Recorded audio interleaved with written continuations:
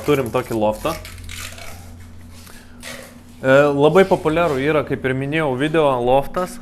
Nusiviau batus, nes čia nenoriu pritrypti.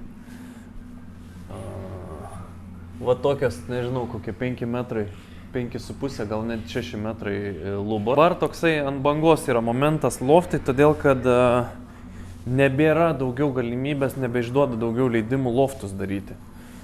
Tai žinot, standartinis loftas, ne? Dėl ko pliusas šito, pavyzdžiui, statytojo, ką jie padarė? Jie padarė, įrengė vonios kambarį viršuje, dėl ko yra patogu.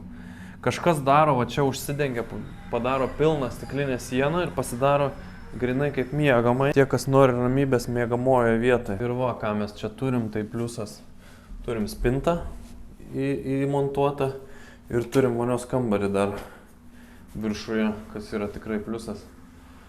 Ir kvadratūros čia yra nedaug. Perkat butą kaip studija, maža kvadratūra, maža kaina, o gaunate daug. Tai va, ir čia, kaip matot, visi loftai yra orientuoti į infrastruktūrą.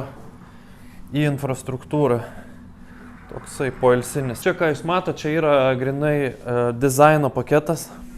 Pilna apdaila, dizaino paketas, gaunat va tokį būtent butą su viskuom. Indaplovės, visa technika, įrankiai ir panašiai. Atvažiavot, nusipirkot, pastatė, atvažiavot ir gyvenat.